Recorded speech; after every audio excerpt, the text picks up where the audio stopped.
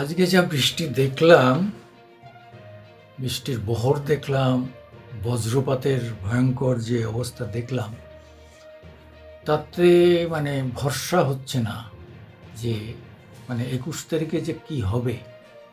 ২১ তারিখে এমনিতেই বৃষ্টি হয়, যদিও মমতা বন্দ্যোপাধ্যায় আমাদের মুখ্যমন্ত্রী সেটাকে একটা শুভ চিহ্ন হিসাবে দেখেন যে তিনি ২১শে জুলাই পালন করলে সেটাকে বৃষ্টি হয়। আরেকটা কথা, যাই হোক, আরেকটা খুব ভালো কথা বলবো। আমি সুকুমার দেবনাথ, আজকের দিন ইউটিউবে আপনাদের সবাইকে সুস্বাগতম। একটা কথা হচ্ছে যে ২১শে জুলাই ডাকলো কংগ্রেসই ২১শে জুলাইয়ের যুব কংগ্রেস আহ্বান করেছিল। মমতা তখন কংগ্রেসে ছিলেন। তারপরে সিপিএম কি করলো, গুলি চালালো। ২১শে জুলাই কংগ্রেস আন্দোলন ডাকলো, সমাবেশ ডাকলো, সিপিএম তথা জ্যোতি বসুর সরকার গুলি চালালো। আর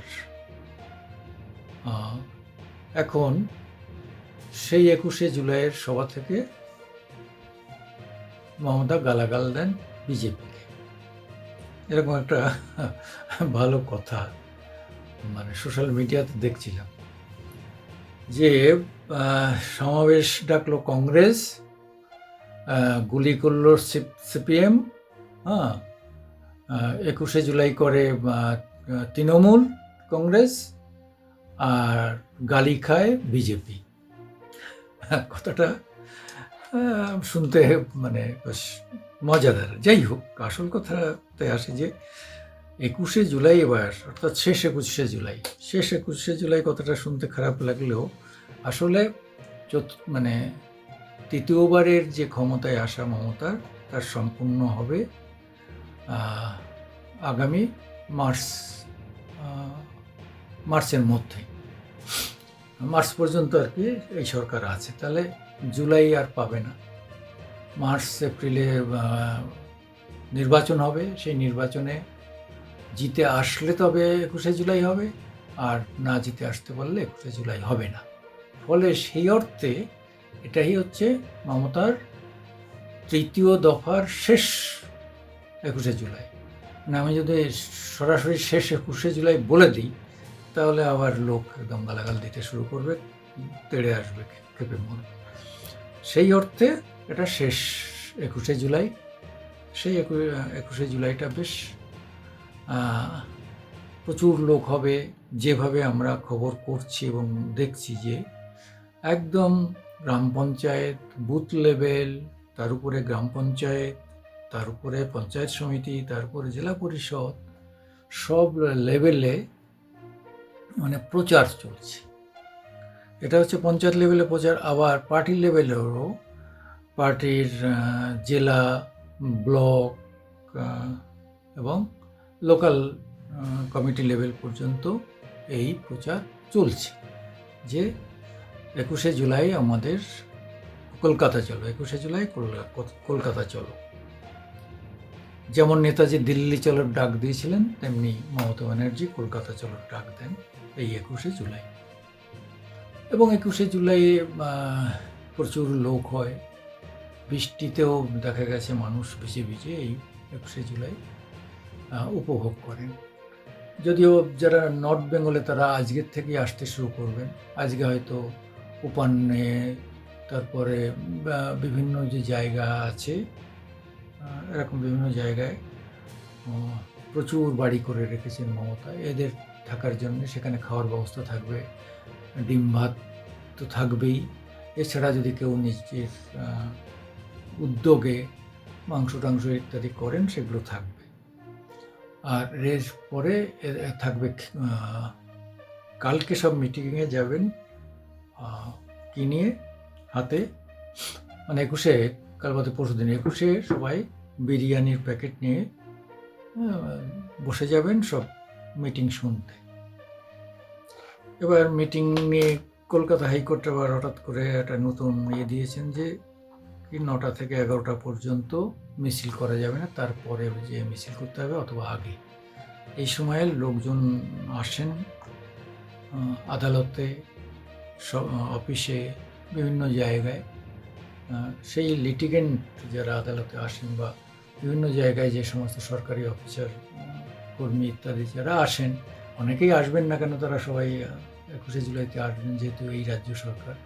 কিন্তু কেন্দ্রীয় সরকারের অফিস টফিস আছে, তারা তাদের যাতায়াতের পক্ষে, অফিসে যাতায়াতের পক্ষে যদি কোনো দেওয়াল না ওঠে, অর্থাৎ কোনো সমস্যার সৃষ্টি না হয়, এই জন্যে এটা বলা হয়েছে। তা নিয়ে আবার আমাদের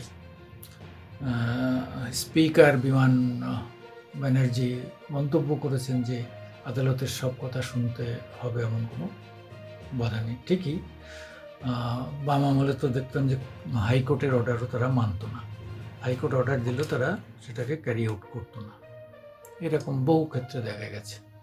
এবং তখন প্রচারই করা হতো যে আদালত বড় না মানুষ বড়, মানুষই বড়, কাজেই আদালত তো মানুষের জন্যে, আদালতের জন্য মানুষ নয়, মানুষের জন্য আদালত। ফলে আদালতের সব কথা শোনার প্রয়োজন নেই। এসব নিয়ে তো প্রায় এই আমলেও লড়াই হয়েছে অনেক, সেই অভিজিৎ গঙ্গোপাধ্যায় বনাম আমাদের কুণাল ঘোষ। এই লড়াই তো মানে এখনও কুণালের বিরুদ্ধে অনেকগুলো অবমাননা, কোর্ট অবমাননা, আদালত অবমাননার মামলা ঝুলছে ইত্যাদি ইত্যাদি।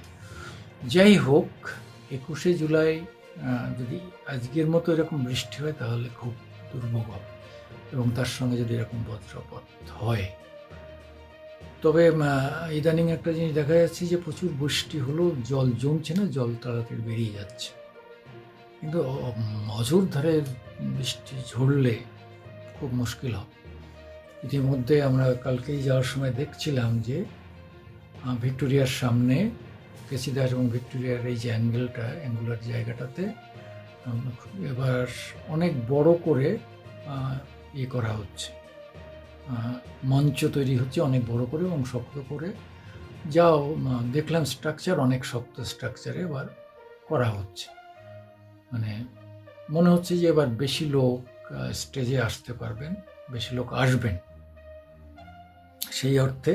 এছাড়াও সাইডে স্টেজ করা হয়, এদিকে ঘুরিয়ে লম্বা স্টেজ করা হয় মিডিয়ার জন্যে, অনেক রকম ব্যাপার থাকে আর কি। তারপর শহীদদের পরিবারের জন্য একটা আলাদা জায়গা করা হয়, তাদের বিভিন্ন ধরনের উপহার দেওয়া হয়, আর্থিক সহ অন্যান্য অনেক কিছু জিনিসপত্র দেওয়া হয়।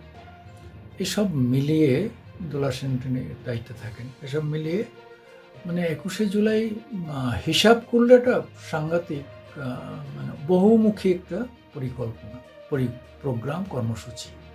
আমি আমার স্মরণ নেই যে আমি কবে থেকে যেতে শুরু করেছি, তবে আমি প্রত্যেকবার 21শে জুলাই যাই, ভিজে পড়ে হোক যেভাবে হোক যাই, সাংবাদিকতার জন্যে যাই।